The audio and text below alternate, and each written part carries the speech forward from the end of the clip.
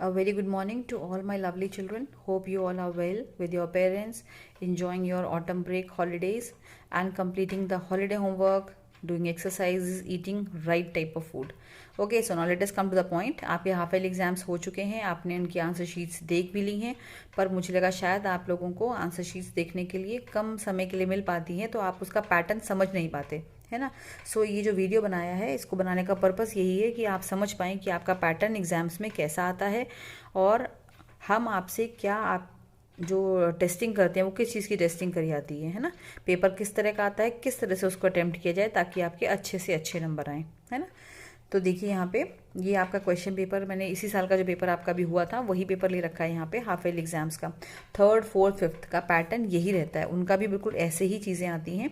यहाँ देखिए जो आपकी टेस्ट की जाती है कंपिटेंसी यानी कि दक्षताएं जो आपसे हम चेक करते हैं वो होती हैं reading, prose and poetry 5 marks की, grammar 10, then creative writing 5 marks, spelling 5, handwriting 5, vocabulary 5 and total is 40 marks. ठीक है, ये इससे आपको कुछ नहीं करना है। आज हम बात करेंगे रीडिंग सेक्शन की। रीडिंग सेक्शन जो है उसका, अब रीडिंग का मतलब क्या होता है? रीडिंग का मतलब यहाँ पे ओरल टेस्ट में हम चेक करते हैं तब रीडिंग करवाते हैं आपसे, है ना। यहाँ पे रीडिंग का मतलब ये होता है कि whether the child is able to read with understanding और नॉट, है ना। आप अच्छे से जब पढ़ते हैं तो आपको समझ के पढ़ते हैं या आप बस पढ़ते चले आते हैं, तो वो चेक करने के लिए आपको छोटा सा यहाँ पे एक पैराग्राफ दिया होता है जो कि पैसेज कहते हैं या पैराग्राफ कह सकते हैं। 5-6 लाइन का पैराग्राफ होता है मुश्किल से, एक कुछ भी अच्छा सा दे रखा होता है और आपको उसी के ऊपर बेस्ड कुछ क्वेश्चंस पूछे गए होते हैं। Okay, following passage and answer the questions given below. 5 marks का होता है ये। Kavita's brother is very lazy, his name is Vishal and he is 14 years old. He wakes up late every morning at around 9. He gets ready quickly within 20 minutes. His online class starts at 10 a.m. and ends at 3 p.m. He has lunch around 1 o'clock. After having lunch, he rests for 20 minutes. As the online classes end, he runs to play a cricket match. It's one of his favorite games. He completes his homework at night and always eats dinner after completing his work. This is the way you should read a passage. फटाफट उसको पढ़ लेना चाहिए क्योंकि बहुत सारा time हम इस पर खर्चा नहीं करते, क्योंकि एक बार आपने रीडिंग कर ली मतलब this is the pattern. I think in my opinion this is the pattern which is most suitable, which actually works. आप जल्दी से इसको पढ़ लीजिए फर्स्ट एक बार में, फिर आप क्वेश्चंस पढ़िए, फिर आपको समझ में आएगा कि भाई कौन कौन से क्वेश्चंस के आंसर आपको चाहिए, क्योंकि जब भी आप इनको दोबारा से क्वेश्चंस करेंगे तो आपको दोबारा से पैसेज एक बार पढ़ना ही पड़ेगा। ठीक है, आप देखते हैं first question, what is the name of Kavita's brother. तो कविताज ब्रदर यहाँ पे देखिए his name is Vishal.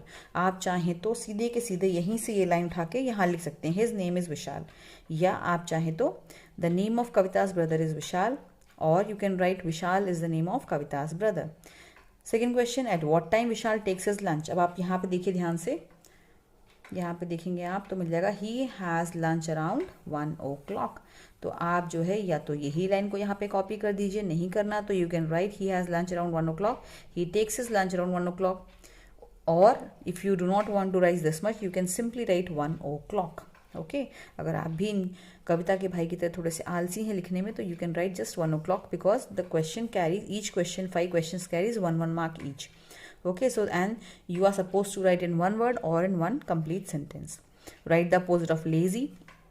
Lazy का अपोजिट होता है एक्टिव, है ना। यहाँ पर कई बार क्या होता है, यहाँ पे एक्टिव लिखा होता है और यहाँ से आपको लेजी वर्ड जो है वो चुनना होता है. Now next question is what is the name of his favourite game. अब इस बार जब बच्चों को मैंने कॉपी चेक की तो कई बच्चों ने लिखा था कि my favourite game is basketball, my favourite game is football. बच्चों आपको अपना फेवरेट गेम नहीं लिखना है, आपको इस पैराग्राफ के हिसाब से, है ना, on the basis of this paragraph you have to answer these questions. What is the name of his favourite game. यहाँ पर दे रखा है he runs to play a cricket match, it's one of his favourite games. तो आप लिखेंगे cricket is his favourite game या his favourite game is cricket. Okay, और simply just write cricket. Then when does he completes his homework.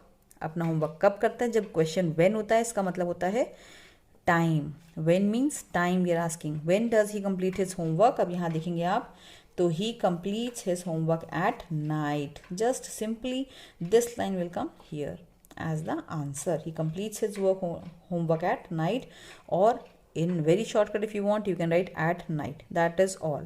इस question को ऐसे ही किया जाता है. कई बच्चे इसको बहुत अच्छा करते हैं और कई बच्चे इसको अच्छा सा नहीं करते. ये देखिए मेरे पास ना ये आपका पेपर है 5th क्लास का है PT1 का. प्योर टेस्ट का पेपर भी, इसमें भी ऐसा ही क्वेश्चन था. इसमें भी आपको एक पैसेज दिया गया था, read the passage, you can see this is class 5th। Okay, class 5th का ये जो है प्योर टेस्ट का पेपर है, इसमें भी ऐसे ही आता है। फर्स्ट जो आपका क्वेश्चन होता है वो इस तरह ही होता है।